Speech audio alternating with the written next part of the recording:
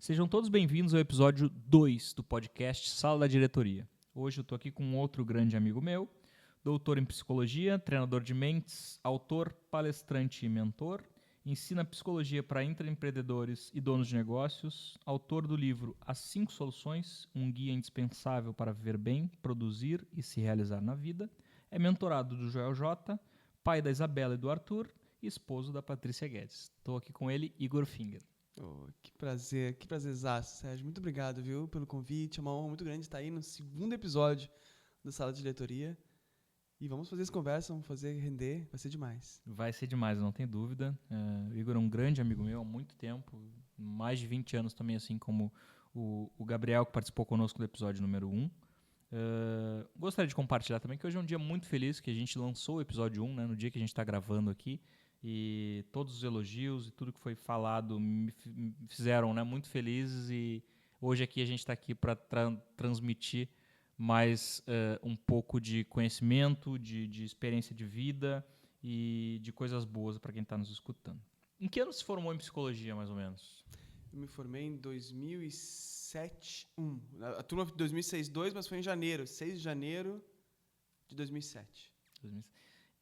Me corrija se eu estiver errado, mas em 2007 a gente ainda não tinha essa epidemia, digamos assim, que estamos vivendo com problemas de saúde mental.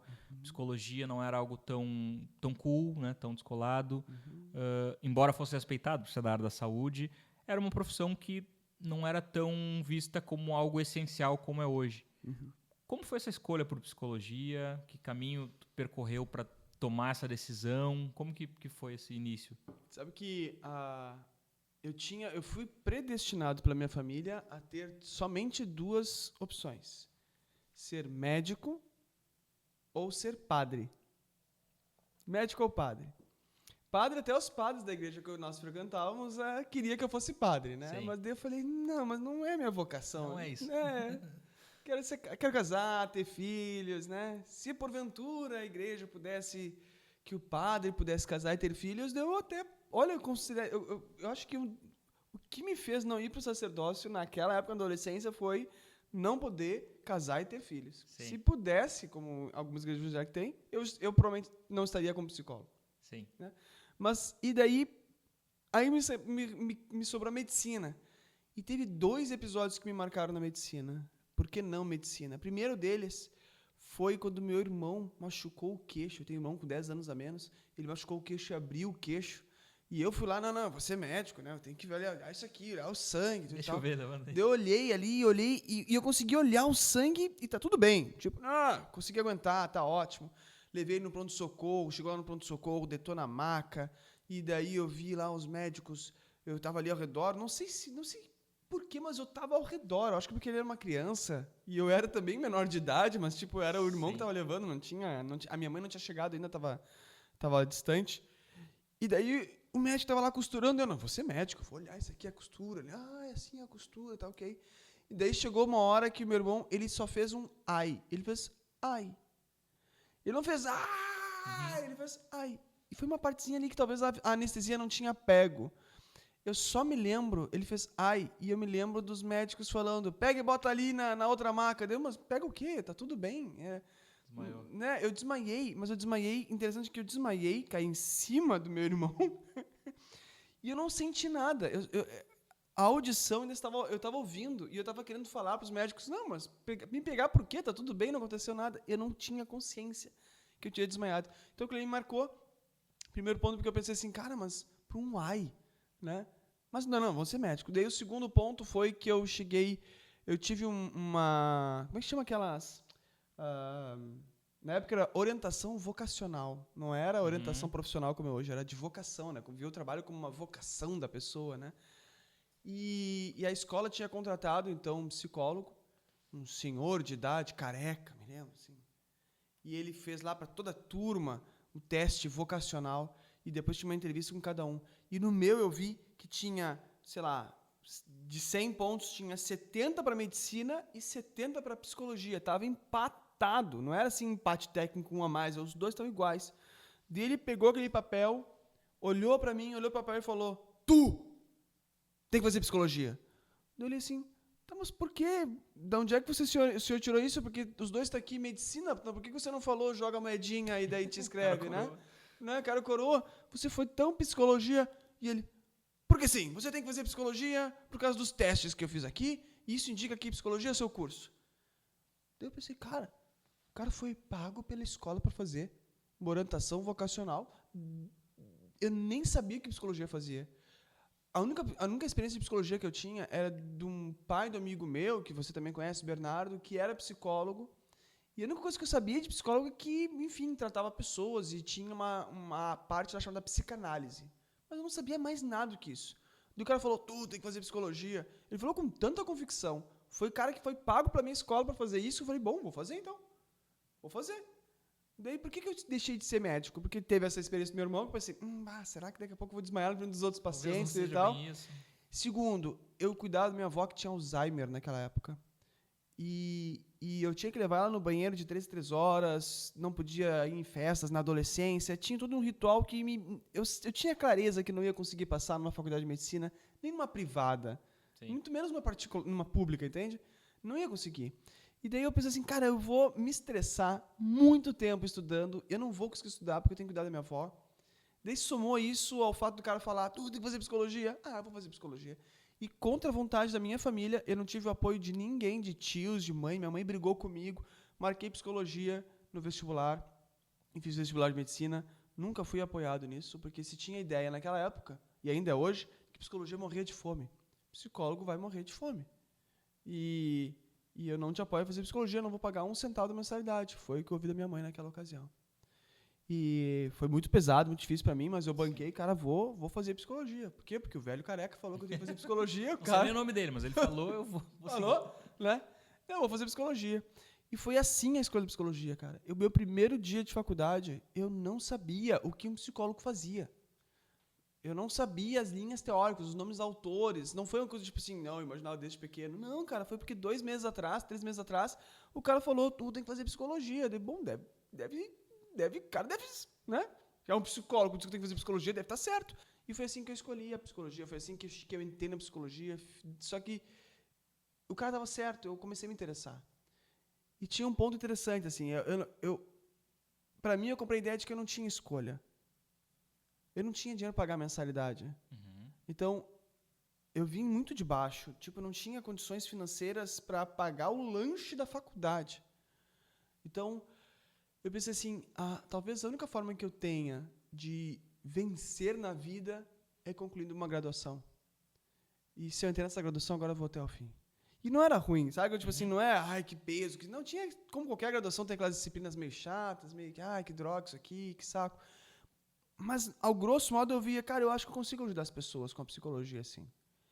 Mas eu tinha que ser rápido, porque cada semestre a mais, além de aumentar, porque vinha a inflação e sempre a mensalidade aumentava mais que a inflação, eu tinha que acabar pagando mais dinheiro para a PUC. Sim.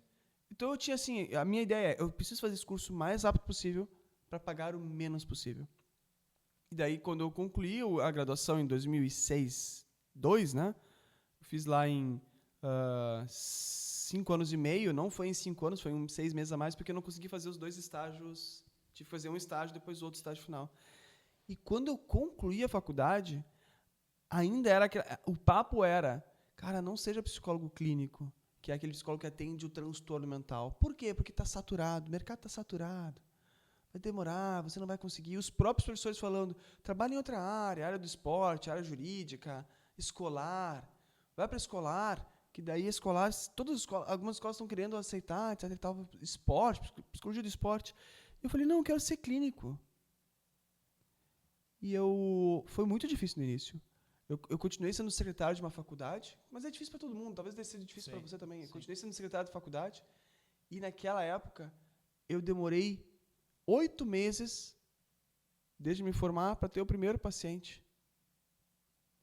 E o ponto de corte, digamos assim, o ponto de corte do tipo, agora vivo de clínica, foi em 2007, 2010.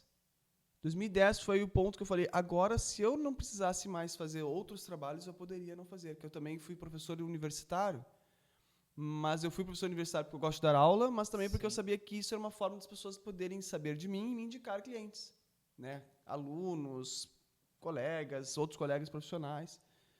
Então, o ponto de virada foi o quê? 4 anos depois. Hoje está muito mais fácil. Depois da pandemia, um pouquinho antes da pandemia, o Conselho de Psicologia autorizou que a gente possa atender online. Sim. Até antes não dava. Então, autorizou que a gente possa atender online. Não foi na pandemia, foi antes. Só que a pandemia favoreceu que as pessoas que antes estavam, não, eu quero presencial, favoreceu para ver, tipo, mas online não é tão ruim assim. Vou fazer online. Então, gente, quem se formou ali da pandemia em diante, ou um pouquinho antes da pandemia, e se formou psicólogo, está num outro patamar. Porque, do ponto de vista de preço do serviço, tá? Eu posso atender em Porto Alegre cobrando o preço de São Paulo. Sim. Não existe mais território. Antes, eu não conseguia cobrar o preço de São Paulo em Porto Alegre porque há uma grande diferença do capital financeiro em São Paulo do capital financeiro em Porto Alegre. Mas uma vez que eu posso atender quem é de São Paulo, eu posso definir o preço pela realidade de São Paulo. Não há nada que impede isso. Então, está muito mais fácil. Hoje, as pessoas conseguem hoje, na psicologia, sair já com agenda. Com pessoas marcando agenda. Tenho CRP? Tenho. Quero fazer consulta contigo. Está muito mais fácil hoje, sim, do que foi lá no início. No início, foi muito essa ideia de caramba, você vai morrer de fome. Ainda hoje tem muitos psicólogos que, entre aspas, morrem de fome, mas tem muito mais a ver com ver-se, enxergar-se como a possibilidade de vencer na vida ou de crescer. Tem muitos que não se veem como merecedores disso. Mas eu desde o início me via, sabe? Perfeito. Desde o início. E nesses 3, 4 anos até conseguir, né, até chegar naquele ponto de, cara, hoje se eu precisar trabalhar só com a psicologia na parte clínica, eu consigo, não dependo de outros empregos. Teve algum momento assim que chegou a pensar, que balançou, cara, talvez não seja isso, ou talvez eu vá para uma outra área, ou sempre com essa convicção de que é a clínica que eu quero clinicar e vou por aqui, tá tudo certo. Vai chegar um momento em que eu vou me ver como realizado financeiramente e conseguindo só dos meus pacientes me manter e ter o patamar, né, ter o padrão de vida que eu quero. Como é que foi essa trajetória? Teve um momento que eu estava já fazendo mestrado em psicologia. Enfim, hoje sou doutor, então o que eu fiz? Eu fiz a graduação e logo depois eu passei no mestrado. Eu fiz a minha formatura foi dia 6 de janeiro e no dia 8 de janeiro, 2 dias depois, saiu o resultado do mestrado e eu comecei em março. Então foi assim, eu não tirei, eu emendei mesmo graduação e mestrado. Sim. Então, logo depois do mestrado, o mestrado foi em 2007, 2008. Então, ali em meados de 2008, eu estava quebrado financeiramente falando, ganhando salário de secretário de uma faculdade, tendo que pagar o mestrado pagar o mestrado porque eu não tinha ganhado bolsa do mestrado. Eu ia ganhar uma bolsa, mas acabei não ganhando. Eu já tinha feito 8 meses de mestrado, ou seja, eu olhei para trás, cara, eu tenho 8 meses de dívida. Se eu paro agora, eu tenho a dívida e não tenho título.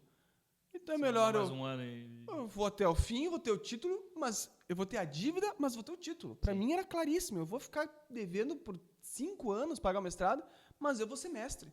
Se eu parar agora, caramba, eu vou ter dívida e não vou ter o título. Então, para mim, eu fiquei 2 anos devendo a PUC, pagando lá um pouquinho menos, e paguei o meu mestrado em 5 anos, mas paguei, enfim, que tem, mas para mim foi muito claro, eu tenho uma dívida.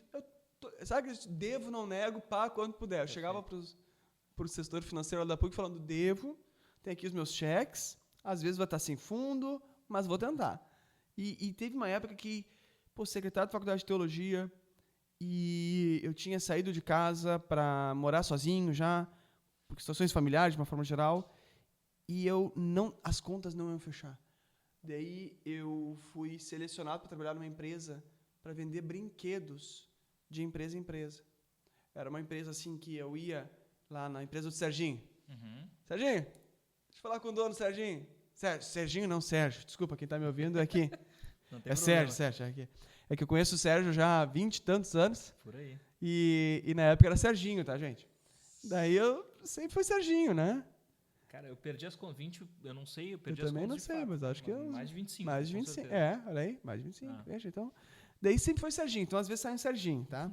Mas tô lá na empresa do Sérgio, o Sérgio é o dono, então eu chegava e eu ofertava uma palestra gratuita, mas deixava claro que no final eu ia oferecer brinquedos de criança para as pessoas. Essa palestra poderia entrar lá na semana de capacitação dos profissionais, etc e tal, mas e era gratuito, não precisa pagar nada, mas o compromisso só é que se porventura algum funcionário quiser comprar o brinquedo, que seja descontado da folha do funcionário e seja pago um boleto, que daí sai em nome da empresa o boleto.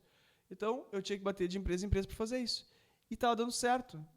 Eu descobri que eu sou um bom vendedor. Estava tão bom que a coordenadora regional dessa empresa falou, Igor, nós vamos precisar de um coordenador. E eu queria saber se você toparia a ideia. E nessa hora eu titubeei. Confesso que eu titubeei.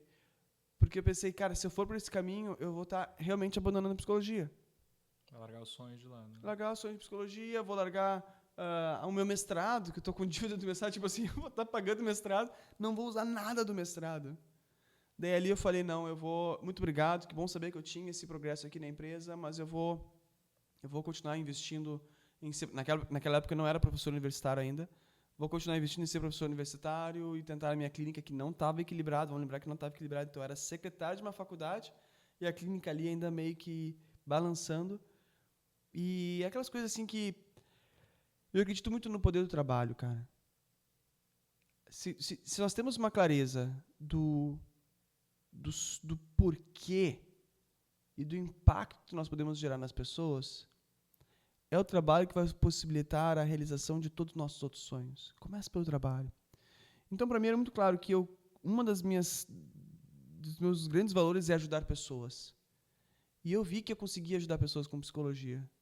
Eu conseguia ajudar muitas pessoas. Eu ajudava bem. Você já tinha essa clareza de quero ajudar pessoas antes da faculdade de psicologia? Antes da faculdade de psicologia. Algo que te acompanhava. Assim.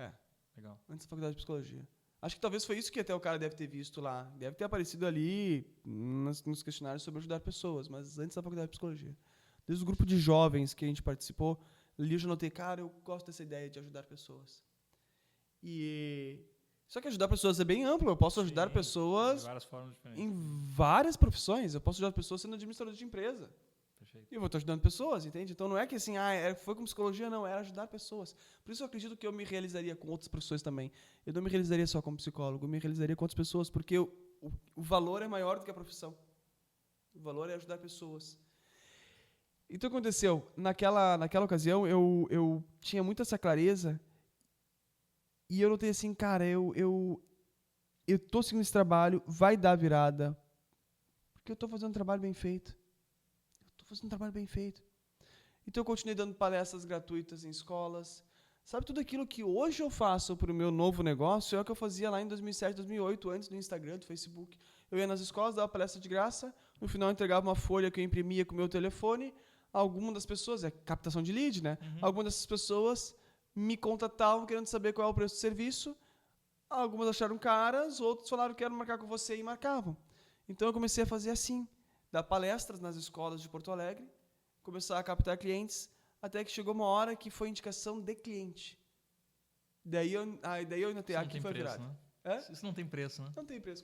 Quando o Sérgio foi meu cliente, ele continuou sendo meu cliente, mas me indicou para outra pessoa, e outra pessoa veio, porque falou, não, o Sérgio falou muito bem de ti. Daí eu entendi, tá, agora deu, agora fechou. E deu a virada, e foi muito bem. A partir daí, 2010... do ponto de vista do negócio de psicologia, todos os anos eu cresci. Para mim era muito claro que haveria um crescimento acima da inflação todos os anos. Então, desde que eu comecei a me formar, desde que me formei, na verdade, que mesmo um ano depois de outro não foi menor, então, desde 2007 até hoje, é só crescimento. Os últimos 2 anos foi um crescimento abaixo da inflação por uma escolha. Porque eu escolhi trabalhar menos como clínico para investir mais na educação em saúde mental. Investir mais num outro tipo de mercado, que tem a ver mais com ensinar, que é uma outra coisa que eu adoro muito. Eu gosto de ajudar e de ensinar. E eu quero ajudar as pessoas que querem crescer na vida, que querem se aproximar dos sonhos, a realmente conseguirem preparar a mente para isso, para que a mente não atrapalhe. E eu me dei conta que se eu atender na minha clínica, tem 2 problemas de atender na clínica. Ponto 1, eu vendo a minha hora. Sim. Ele vai acabar. Chega uma hora que acaba a hora. E ponto 2, eu atendo só 1 por vez. É muito pouco. Eu acho que eu posso conseguir ajudar mais pessoas. Ainda no parâmetro de ajudar. Sabe? Talvez eu consiga ajudar mais pessoas dando palestras, dando consultorias, dando mentorias. Talvez eu consiga. E foi por isso que eu decidi, então, uns 2 anos atrás, dar essa guinada na minha área de atuação, continuando com a minha bagagem de ser doutor em psicologia, mas indo agora para uma ideia de, bom, eu quero ir para a educação. Eu quero ajudar as pessoas a não ficarem com sofrimento mental. Quero ajudar antes de desencadear um transtorno, para que as pessoas consigam se aproximar dos sonhos dela, dos grandes objetivos, consigam lidar com os grandes desafios, vencer, porque isso que dá aquela dopamina no corpo. Cara, consegui aquilo que eu queria. E daí, por escolha, eu diminuí a quantidade de horas de clínica e, por óbvio, quando diminuir a quantidade de horas, entra menos dinheiro, entende? Mas, do ponto de vista empresarial, deu certo, deu muito certo. Legal demais. Tu falou aqui que aquele emprego, né, das palestras e depois de venda de brinquedos te mostrou que tu era um bom vendedor. Assim como no meio do mestrado, tu fazer uma análise. Cara, já tenho uma dívida. Se eu parar aqui, eu fico só com a dívida. Se eu seguir mais um pouco, tomar um pouco de risco, eu tenho uma dívida, mas eu tenho um título que vai me valorizar. Perfeito. Em que momento, assim, que... Isso são características empreendedoras, né? Empreendedoras. Uhum. Em que momento que tu se percebeu uma pessoa empreendedora? Como que foi isso? Como foi essa aceitação? Porque, às vezes, a gente, quando trabalha com saúde, e já vi acontecer muito de ter uma certa resistência de pessoas, de médicos, de psicólogos, enfim, de enfermeiros, de empreender, de transformar negócio, aquilo, né? num negócio, exatamente. Até muito por não ter nenhuma cadeira nesse sentido na faculdade ou não ser muito interessante. Como que foi esse despertar para ti de se reconhecer enquanto empreendedor e tu notou, e como foi essa aceitação depois de se notar como tal? Muito boa pergunta. Eu acho que o que me ajudou a notar a ideia de empreender foi a experiência muito ruim de não ter nada.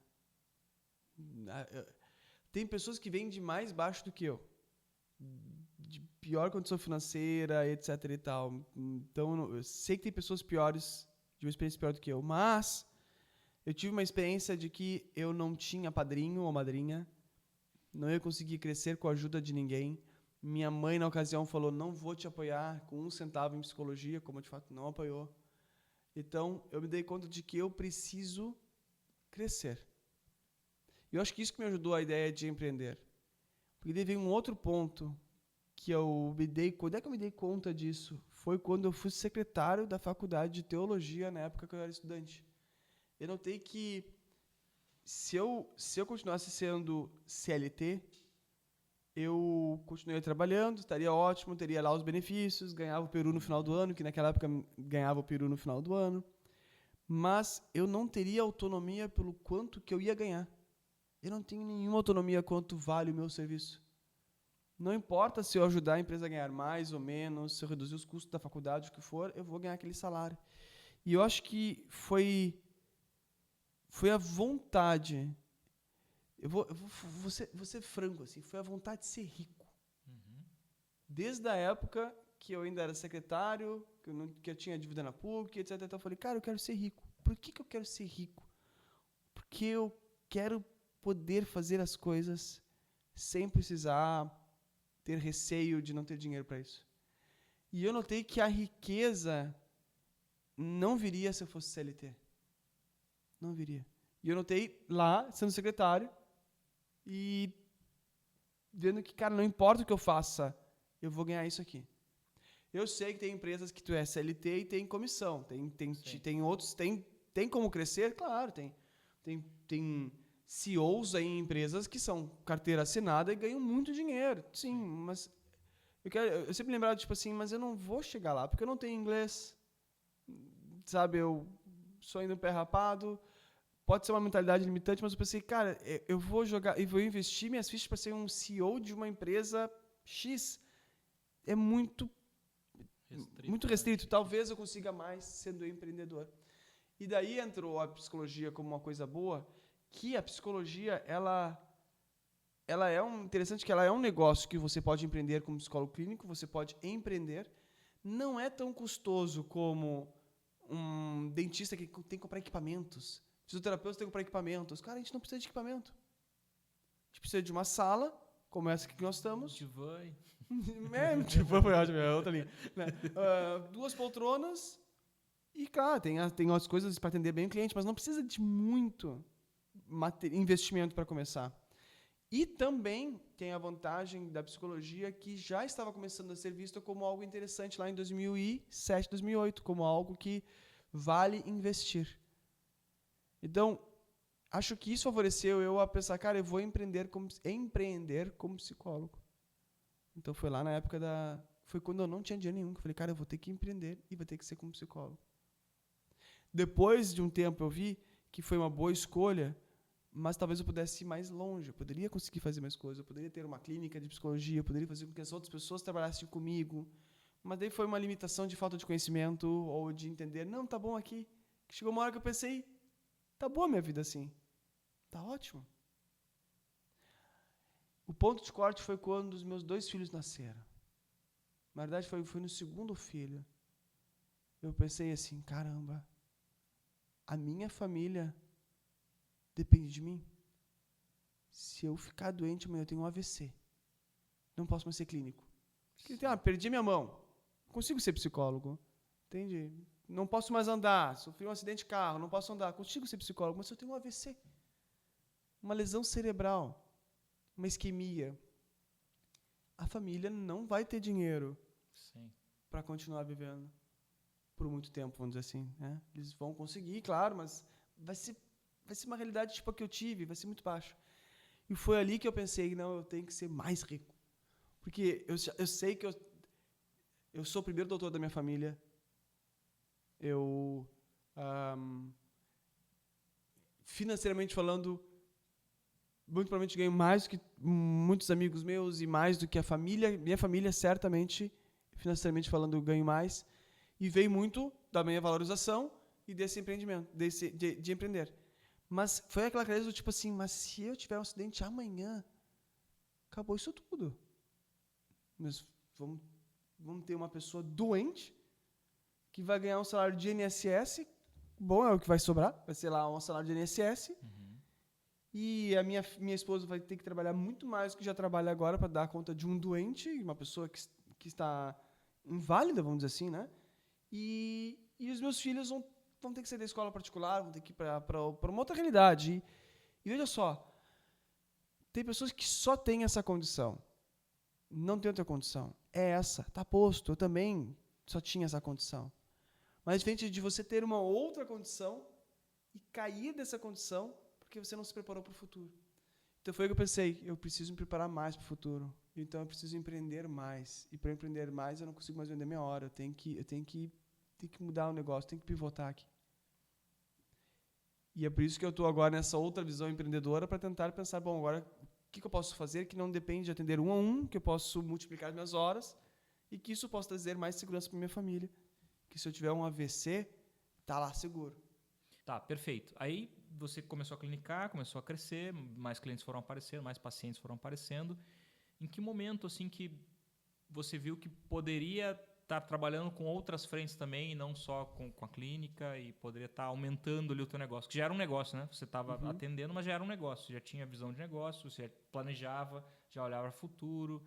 E eu acho que essa questão de empreender, que a gente estava falando, está muito dentro da gente, né? Tá. Por mais que a gente faça um trabalho que seja de repetição, a gente está sempre pensando em como melhorar aquilo, em como ganhar mais dinheiro com aquilo, ou o que mais eu posso estar fazendo para oferecer junto com isso. Em que momento que te deu esse start, assim, esse gatilho de, cara, eu vou oferecer outras coisas aqui junto, além de clinicar, né? Além do atendimento? Não foi mágico, assim, não foi cair do céu, não foi a partir de uma oração. Na verdade, desde que eu me formei psicólogo e depois eu fiz mestrado, eu tinha clareza de que eu teria 2 atuações, que era a clínica e o ensino. Então, concluí o mestrado, depois mais ou menos um pouco antes de concluir o mestrado, finalzinho de 2008, eu entrei numa faculdade em Santa Cruz do Sul, ou seja, eu tinha que viajar sempre 2 vezes por semana, 2, 3 vezes por semana para lá, para dar aula. Então, desde lá, eu dei aula em graduação. E em determinado momento, lá, 2011, eu fui convidado para dar aula de especialização em Porto Alegre, numa especialização que tinha aqui em Porto Alegre. Chegou um determinado momento que a empresa que eu dava aula, os sócios se dividiram. Deu lá uma briga assada na empresa, daí os sócios se dividiram, né, uma DR bem grande.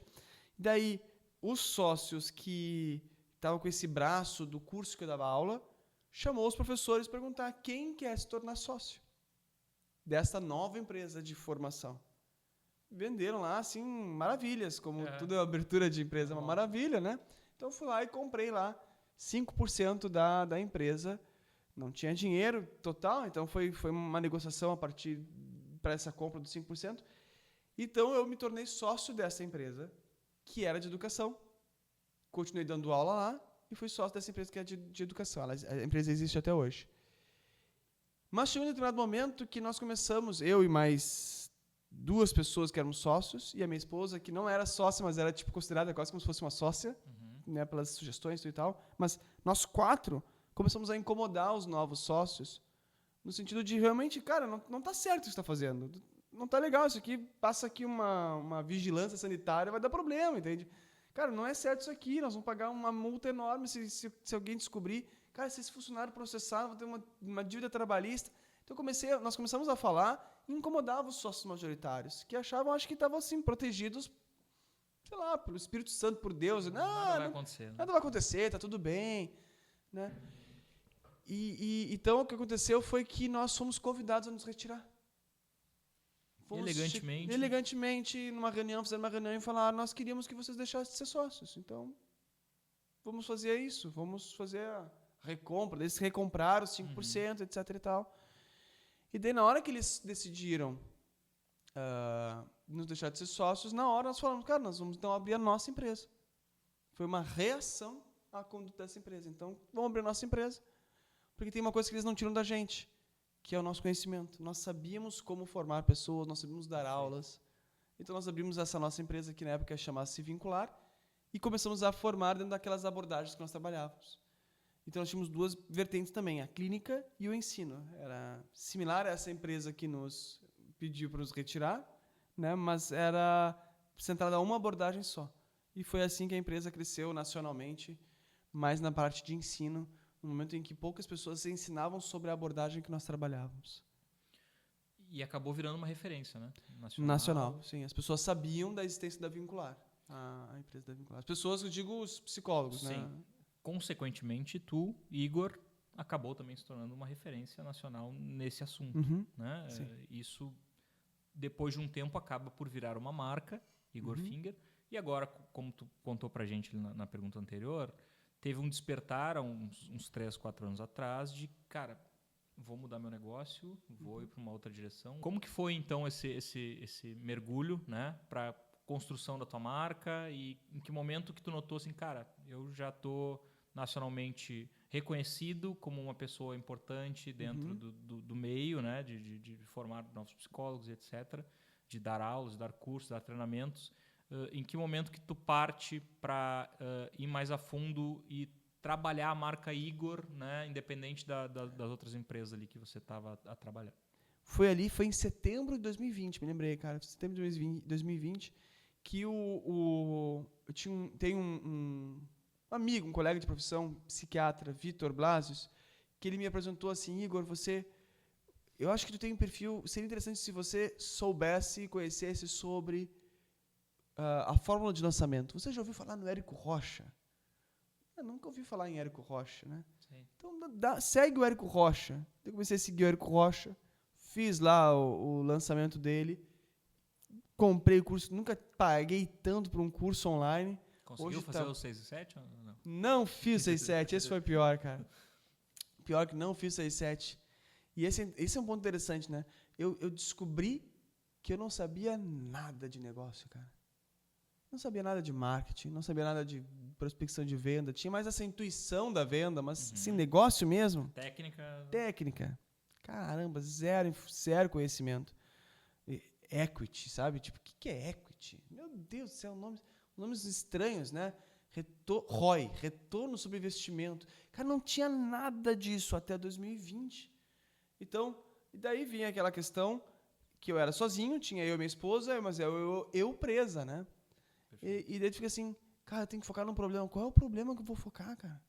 Daí fica aquela dúvida assim, meu Deus do céu, qual é a solução que eu vou gerar para o problema? Mas antes de dar a solução, eu queria gerar um problema. E daí eu fui para várias frentes. Comecei ensinando pessoas a criarem hábitos.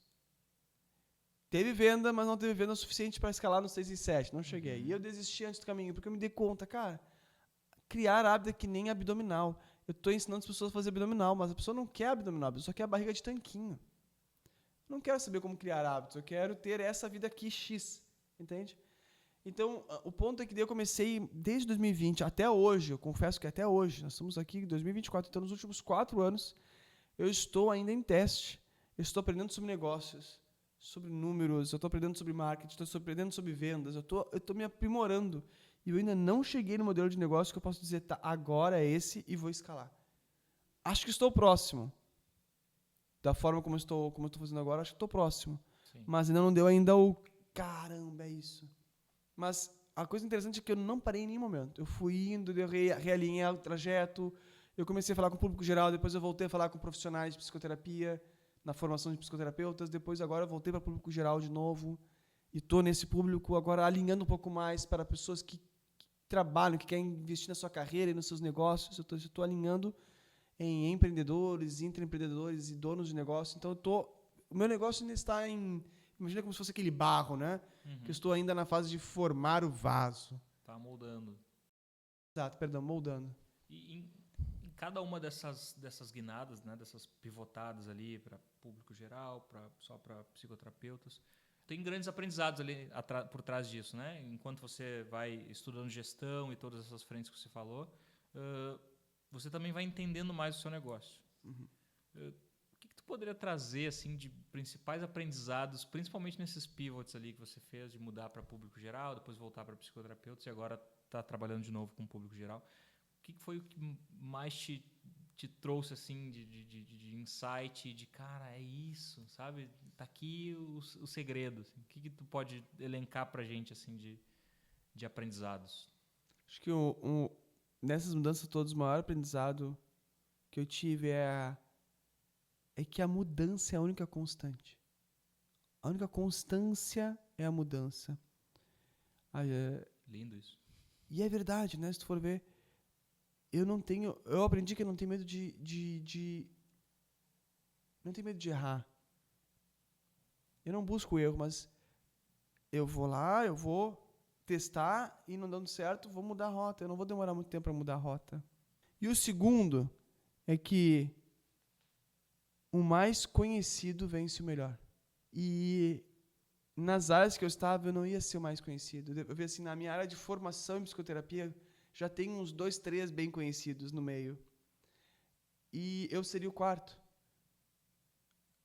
E eles têm já milhões de disponibilidade de caixa para poder investir, para continuar sendo o primeiro, o segundo e o terceiro. Eu estava ali contando minha moedinha para fazer o tráfego pago. Sim. Então eu preciso criar uma categoria que eu seja o primeiro. Então o sonho grande do Igor é ser o top 1. Quero ser o doutor em psicologia mais conhecido na área de negócios. Eu não vou falar de vendas, eu não vou falar de network, eu não vou falar de modelo de negócios, eu vou falar de mente. Não tem como o negócio prosperar sem que a sua mente esteja boa. E eu vou ser o número 1, meu sonho é ser o número 1 nesse nicho de mente para os negócios. Perfeito. Então, tecnicamente, eu quero ser o primeiro doutor em psicologia direcionado para negócios, mais conhecido. Mas, no termo popular, talvez pudesse ser, eu quero ser como eu até mesmo me apresentei, eu quero ser o primeiro treinador de mentes.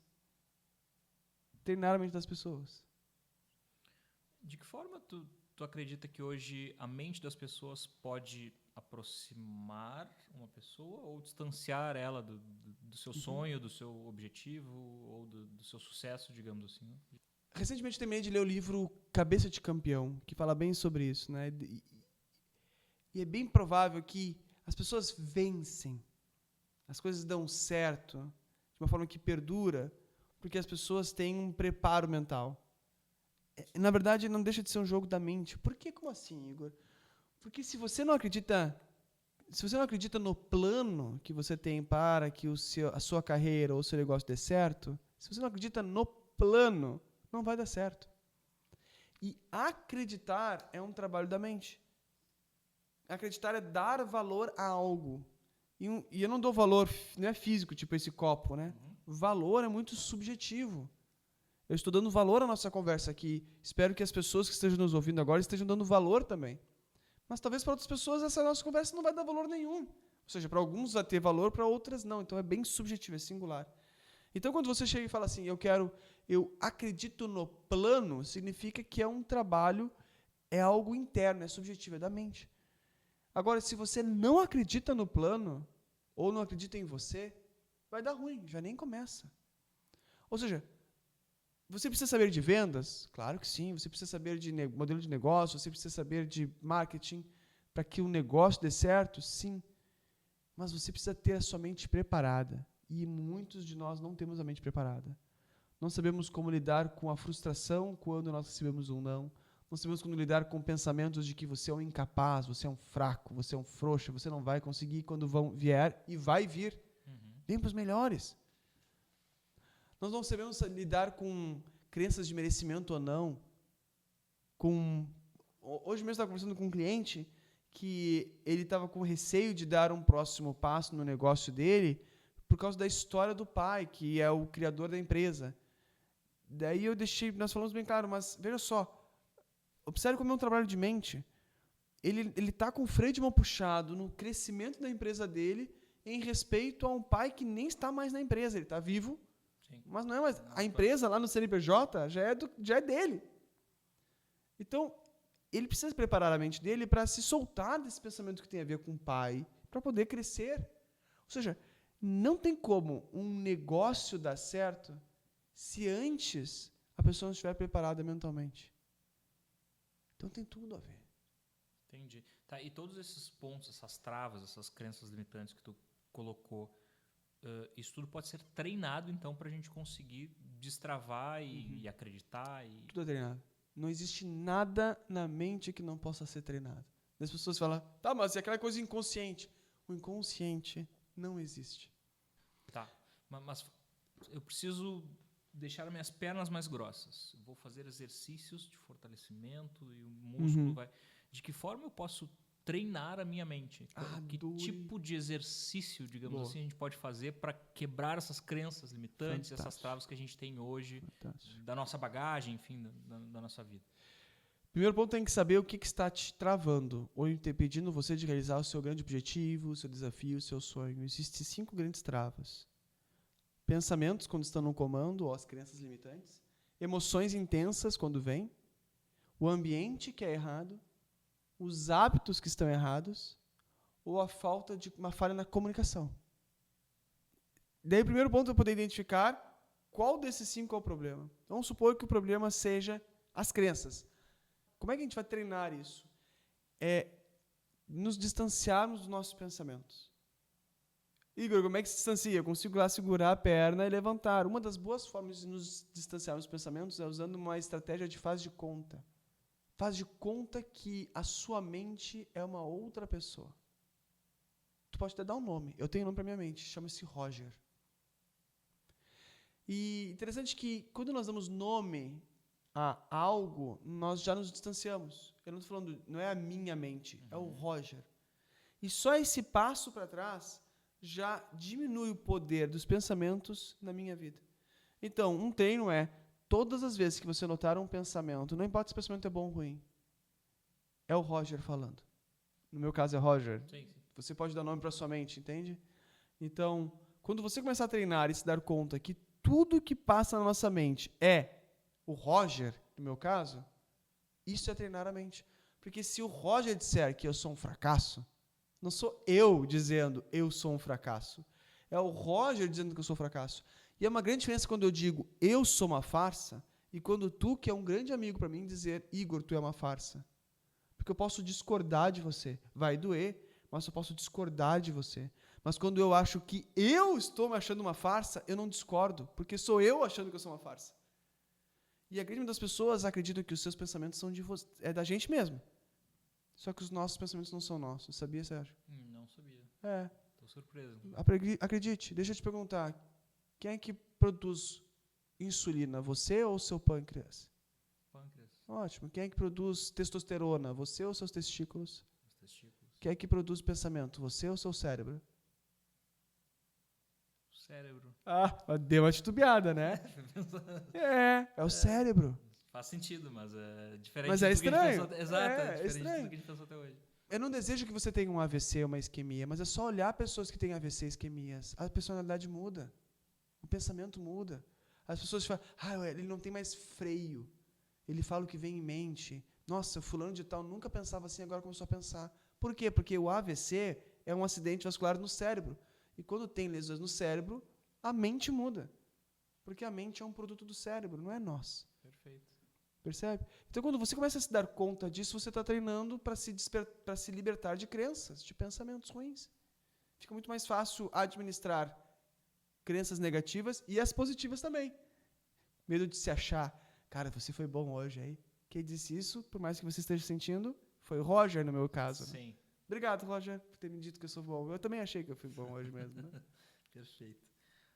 Me fala um pouco mais sobre o livro, né? As 5 soluções, um guia indispensável para viver bem, produzir e se realizar na vida. Essas 5 soluções têm a ver com esses 5... Tem.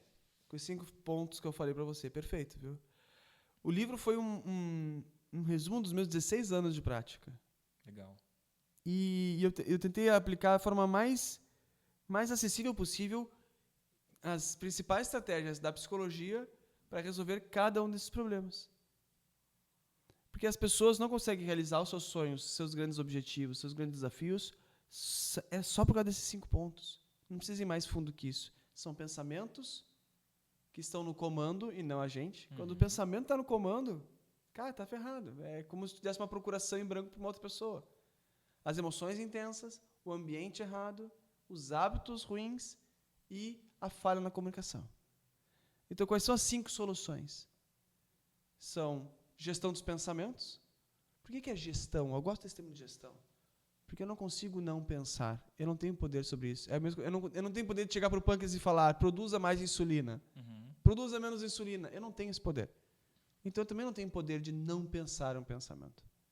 Mas eu posso gerenciar o pensamento. Eu posso ser um gestor, um líder. Um líder de um grupo, de uma equipe, de um time, num trabalho. Você não é dono das pessoas que estão trabalhando com você. Mas é seu papel liderar essas pessoas. Às vezes dando ouvido para umas ideias, não dando ouvido para outras. Não quer dizer que aquela pessoa que sempre deu uma boa ideia vai continuar dando uma boa ideia. Às vezes vai ser uma ideia ruim. Sim. E é teu papel falar, cara, obrigado pela tua sugestão, você sempre dá ideias boas, mas essa aqui não é boa, não vou seguir. É a mesma coisa que nós temos que fazer com os nossos pensamentos. Cara, gostei desse pensamento, isso é bom, vou seguir ele. Esse aqui já não foi tão bom, hoje eu não vou seguir ele, porque se eu seguir esse pensamento eu vou piorar. Eu vou me sentir pior, eu vou me sentir incapaz, não vou seguir esse pensamento. Então, o primeiro passo é a gestão das emoções. O segundo, gestão dos pensamentos. A outra solução, gestão das emoções. Também é gerenciar. É como diminuir a intensidade delas. Quando seguir o impulso ou não. E tem como treinar isso, é treinável. Terceira solução, hábitos inteligentes. Que é a criação de hábitos que te levam a uma vida efetiva, a eficiência, aquilo que você quer na sua vida. Quarto, o ambiente certo, que é modificar o ambiente. Olha como esse ambiente está organizado aqui que nós estamos. Se tivesse uma bagunça aqui, seria difícil até para a gente fazer o podcast. Sim. E quando o ambiente é certo, ele direciona você para os gatilhos da vida que você quer viver. E a comunicação influente, que é a quinta solução, que é você poder comunicar de tal forma que você influencia a decisão de outras pessoas. Essas são 5 soluções para você se aproximar dos seus sonhos. Se você treinar esses 5 pontos, não é uma questão de ser você vai se aproximar. Não é uma questão de ser você vai conseguir os seus sonhos. É uma questão de quando. Nós falamos de 5 pontos. Tem algum que é mais difícil que o outro? Ou algum que é mais recorrente que o outro? Né? Em todos esses 16 anos, né, de prática, o que é mais comum da gente ver? Na minha experiência como um todo, acho que os hábitos são mais difíceis. Não são os pensamentos e as emoções, são os hábitos. Porque nós esquecemos de olhar os nossos hábitos ruins para saber como fazer os hábitos inteligentes. Nós já temos hábitos. Ou seja, eu não consigo criar um novo hábito. Consegue. Tanto é que você tem esse hábito aqui ruim. Eu tenho o hábito de mexer no celular. É a mesma fórmula. Você criou o hábito de mexer no celular antes de dormir, é porque você seguiu a fórmula de criar hábitos de mexer no celular. Você precisa fazer a mesma coisa para estudar. Só que a gente dificulta para estudar e facilita para o celular. dificulta para fazer atividade física e facilita para comer salgadinho. Então, os hábitos, para mim, é interessante, que é o que... O caminho dos hábitos é o que mais ajuda a gente a permanecer firme, constante, persistente, enquanto o sonho não é realizado. Ao mesmo tempo, é um dos mais difíceis de serem modificados, pela falta de tolerância de esperar o hábito ser criado, digamos assim. E isso seria também uma forma de estar educando o nosso cérebro? Hábito, sim. Por que é um hábito? Hábito nada mais é do que um comportamento que aconteceu de uma forma rotineira, que o cérebro foi lá e deu um selo Procel. Sabe aquele selo Procel de economia de energia? Então, criar um novo comportamento demanda muito do cérebro. Só que se você continuar repetindo em determinados contextos esse comportamento, com determinados gatilhos, o cérebro vai olhar para esse comportamento e falar, cara, esse comportamento está muito rotineiro, vamos torná-lo mais eficiente, vamos fazer depender de menos neurônios, vamos fazer com que ele não precise ficar pensando muito em fazer, simplesmente vai lá e faz, e daí vai lá e dá um selo Procel de economia de energia. Quando cria o selo Procel do cérebro, cria um hábito. Então, tu inclusive estimula o que se chama de neuroplasticidade com mudanças de hábitos, que é melhorar, sim, a forma como o cérebro trabalha quando você cria novos hábitos. Então, você está treinando a sua mente ao criar novos hábitos. Legal, perfeito. Muito bom, né? E como que foi assim, o processo? É o teu primeiro livro, esse? Esse é o meu primeiro livro. Como foi esse processo de criação, principais desafios? Caramba, foi sensacional. A ideia desse... já escrevi outro livro, eu coordenei outros livros, tá? Já escrevi capítulos, organizei outros livros, mas escrever o livro, esse foi o primeiro. E ele veio de uma provocação que eu tive numa mentoria que eu fiz com o Joel J, ano passado, chamado Mentoria para Mentores. E ele, num determinado momento, nos estimulou a escrever um livro. Eu falei, cara, tá aí, vou escrever um livro. E daí, umas 3 semanas depois dessa mentoria, eu não tinha editor, não tinha nada, tinha uma ideia do livro, mas umas 3 semanas depois, o Joel J, ele falou, cara, eu vou fazer um evento em dezembro e eu vou oferecer para empresas contratar estantes. Eu fui lá e assisti a proposta de compra do stand. Daí eu falei, vou fazer uma loucura, mas azar. Eu vou comprar um stand e vou lançar meu livro na hora H. Por que eu fiz isso? Também serviu para me comprometer, porque eu tinha que pagar para esse stand e tinha uma data. O livro tinha que estar pronto no dia 2 de dezembro. 2 de dezembro tinha que estar pronto. E nisso a gente estava em? Nós estamos em junho. Então, finalzinho de junho. 5 meses para fazer tudo. Isso. Menos, né? Porque Menos. que ainda que imprimir. Teve que ir atrás da editora. Daí eu fui atrás da editora e consegui uma que consegui vender para ela a ideia. Daí ele falou, cara, você é bom, hein? Você é bom. Tá bom, vamos seguir adiante. Voltou a veia do bom vendedor. Voltei a veia do bom vendedor. Né? E daí eu perguntei para ele quanto tempo a gente precisa para eu escrever o livro para lançar em dezembro. Dia 2 de dezembro tem que estar pronto. Daí no dia seguinte ele me respondeu, Igor, você tem 1 mês para escrever o livro. 1 mês. Ou seja, era finalzinho de agosto. Então, eu conversei com ele, nós estamos falando de 25 de julho, eu estava me mudando de casa nessa época. E daí eu decidi, então tá, no dia 1º de agosto eu vou começar a escrever e no dia 31 de agosto eu vou parar. E eu escrevi do dia 1º de agosto até o dia 31. Acordava às 4h20 da manhã, escrevia até umas 7h30, 8 horas, todos os dias. Foram 31 dias de escrita. E me concentrei mesmo, tipo assim, cara, eu dormi 9h30 da noite para dormir 7 horas. Cortei tudo que pudesse, doce, bebida alcoólica, mesmo as eventuais. Não me convidavam para ver cinema, não ia no cinema porque sessão de cinema ia ser depois de noite, não ia conseguir no dia seguinte. Foi 1 mês foi esse pequeno sacrifício, focado. Sim. E deu certo. 31 de dezembro entreguei a última página para a editora, fez o lançamento, lançamos no final de novembro aqui, tu esteve lá no dia do lançamento, e na semana seguinte fui lá e lancei na hora H. Tive a oportunidade de dar também para o GeoJ, porque ele influenciou nesse livro. E está aí vendendo. E fica o convite aí, se quem quiser comprar, dá até achar na Amazon. Na Amazon está lá para vender. As 5 soluções. Maravilhoso. E ficou satisfeito com o resultado? Gostou, assim? Gostei. Te orgulhou? Cara, gostei desse trabalho. Gostei.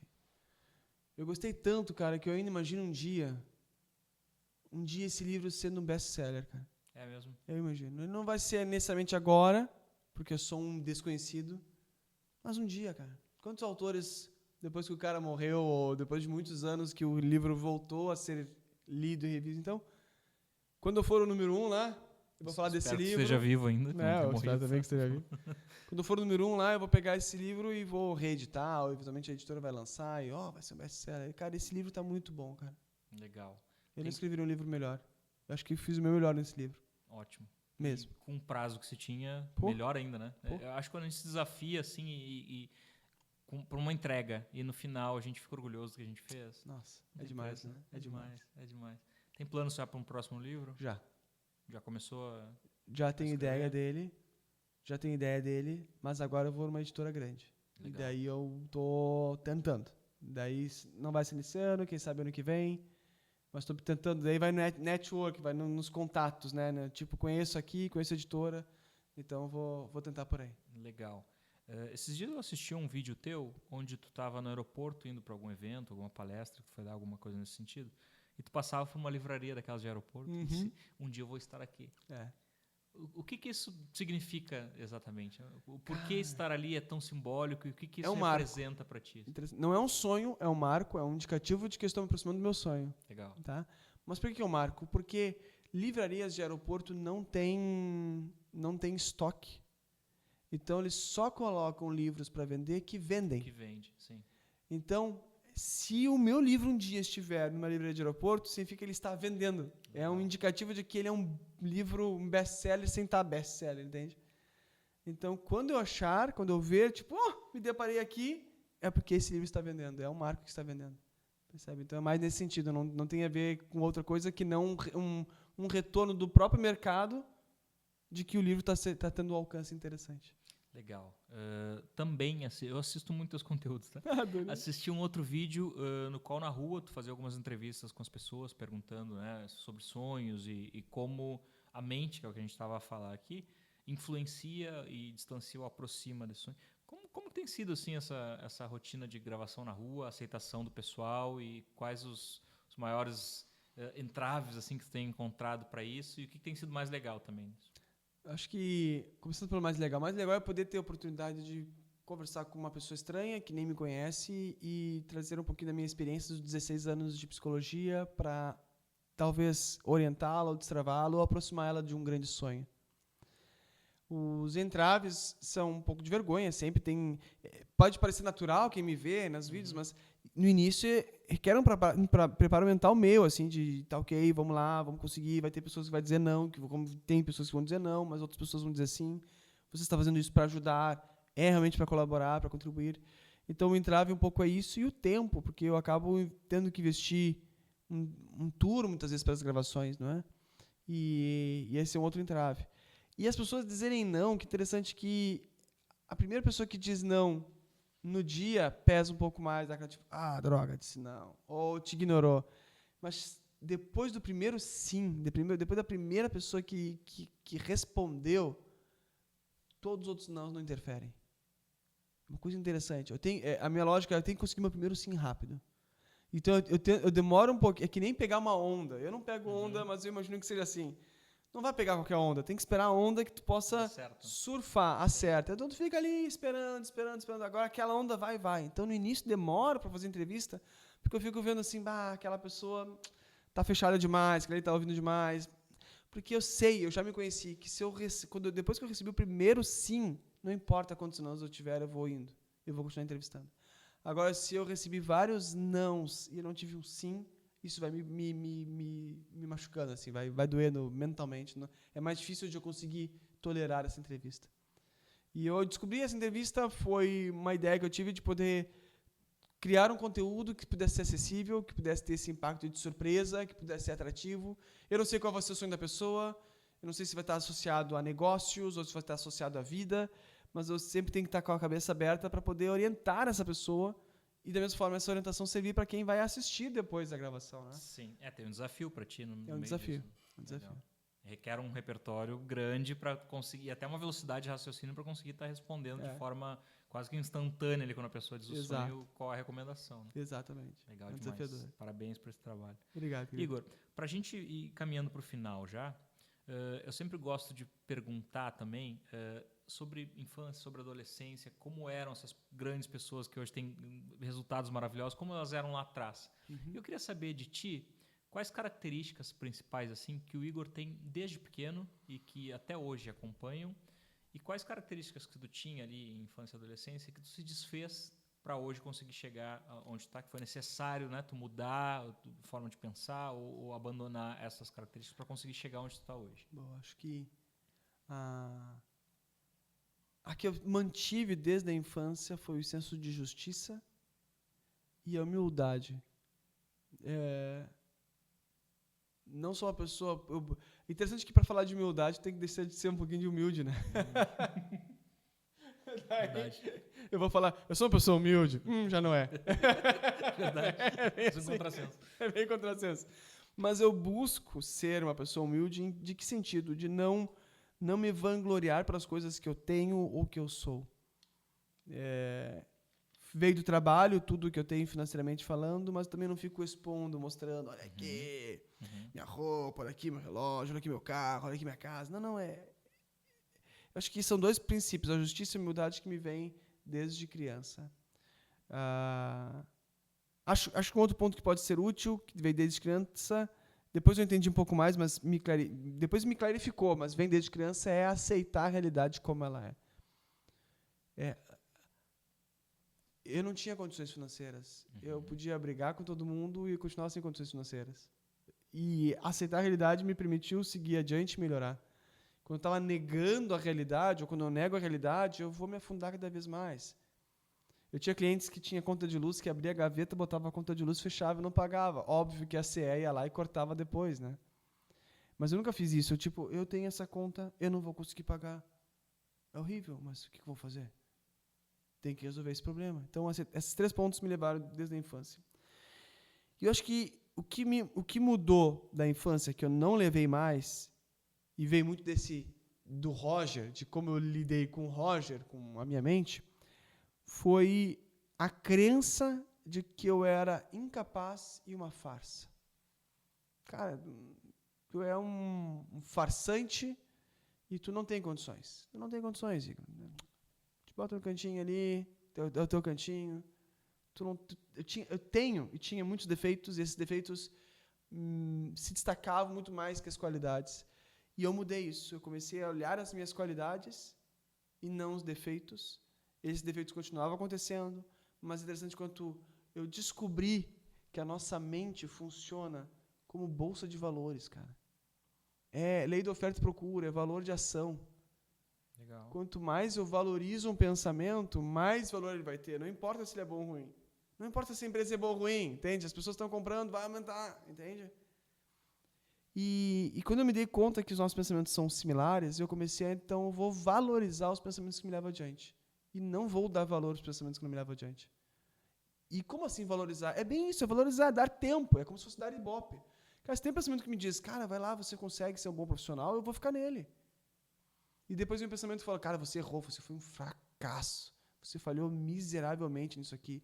Tá, ele vai estar lá aí, mas eu não vou dar mais tempo do que ele me... Eu não vou ficar corroendo, preso nesse pensamento. Eu vou notar ele e deixar passar o mais rápido possível.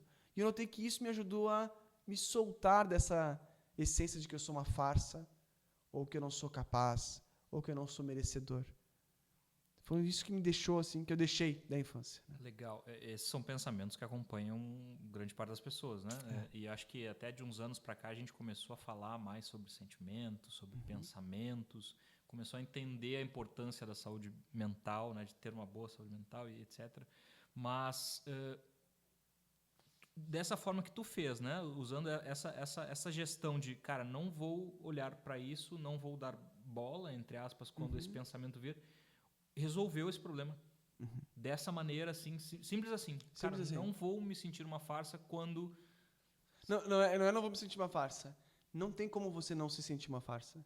Tá. Você vai se sentir uma farsa, mas você vai ficar o mínimo de tempo possível nessa sensação.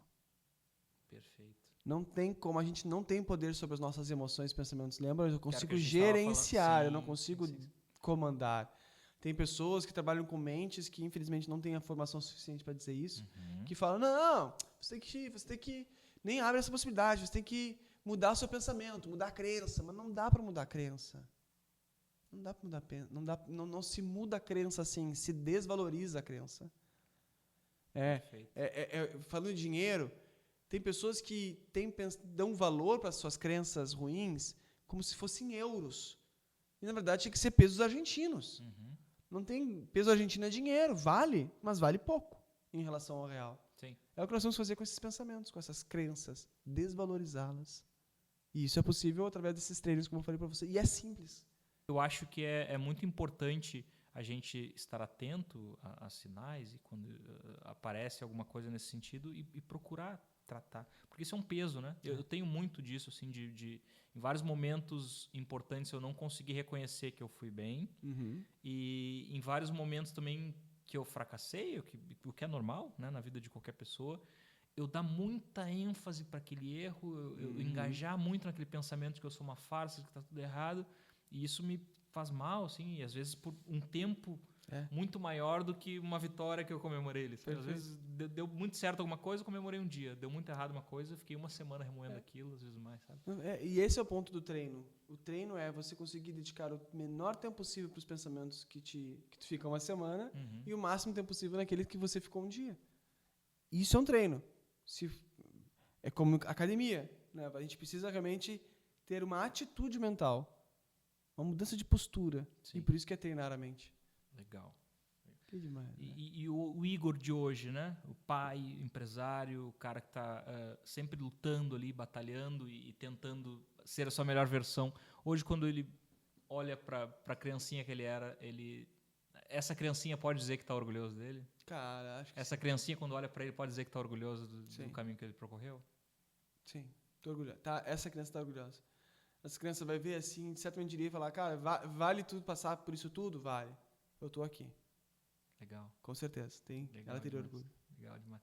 Igor, teu trabalho é maravilhoso e essa parte de treino da mente, né, treinamento da mente, acho que pode e vai ajudar cada vez mais pessoas. Acho que é de fato uma necessidade cada vez mais presente no nosso dia a dia e para que as pessoas consigam te achar, né? Tem o livro que a gente já falou aqui, tem o podcast também que tu tem o teu podcast, tem ali os drops que você faz diariamente. Boa. De que forma as pessoas podem estar te seguindo e também conseguindo fazer o seu treinamento e cuidando dessas questões da mente, da forma como tu aborda? Então, eu estou em todas as redes com o mesmo codinome, vamos dizer assim, o Igor Finger. Dedo em inglês, Finger. Então, vai lá no TikTok, no Instagram, no Facebook, no YouTube, no LinkedIn. O único lugar que não é o Igor Finger é no Spotify, que daí não tem uma página a ser seguida no Spotify, buscar por Igor Finger Podcast e vai aparecer lá todos os conteúdos dentro do Spotify. Em todas as outras redes, o Igor Finger. Vai ser um prazer receber todos. Perfeito. Todas as pessoas, então, que quiserem treinar a sua mente, hoje está disponível através do podcast, do livro. Tem alguma mentoria, alguma coisa individual? Boa, tem. Grande parte do que eu faço é conteúdo gratuito e disponibilizado para as pessoas, de uma forma geral. Temos, todos os sábados, às 8 da manhã, eu faço uma live no Instagram, que eu chamo de O Encontro, que a ideia é reunir realmente as pessoas que eu chamo de sonhadores e sonhadoras para poder treinar a mente de forma gratuita. Mas as pessoas que querem dar um passo a mais e se aprofundar um pouco mais no treino, aí sim eu trabalho com palestras em corporações de uma forma geral, com consultorias individuais, que daí eu quero que você me contrate meu serviço individual para uma área específica, eu quero treinar isso, então tá ok, posso te capacitar nisso, e mentorias, que daí envolve cursos em que a ideia é pegar realmente mais pessoas e fazer mentorias. Agora, por exemplo, estou lançando uma imersão de 2 dias que vai ser aqui em Porto Alegre, eu sei que tem pessoas que vão ouvir esse podcast de outros lugares, mas em Porto Alegre, nos dias 26 e 27 de outubro. Vai ser uma imersão de 2 dias que nós vamos treinar realmente isso. Meu principal objetivo é nesses 2 dias, levar as pessoas as ferramentas suficientes para elas conseguirem seguir adiante no sonho delas. E é para empresários? É para pessoas, público em geral? Como funciona? Eu trabalho com 3 focos. Com empreendedores, intraempreendedores, que são aquelas pessoas que querem crescer com a empresa, não é? Não somente querem ter o seu próprio negócio, mas querem crescer com a empresa, eventualmente quem sabe até ser sócio no futuro. E empresários, donos de negócio. Então, o foco primordial são essas 3 pessoas.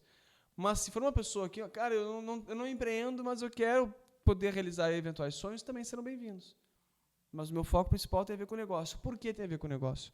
Porque eu acredito fortemente que é o trabalho que vai possibilitar, por questões realmente não só da realização pelo trabalho, mas pela questão financeira. Sim. É ele que vai possibilitar outros sonhos que venham a acontecer. Então, primeiro foco no trabalho, para depois dar foco em todo o resto. Legal demais. Demais, meu cara. Parabéns pelo teu trabalho. Obrigado. Prazer te receber aqui. Prazerzaço meu. E até uma próxima. Até uma próxima, Obrigado. queridão. Abração. Um abraço.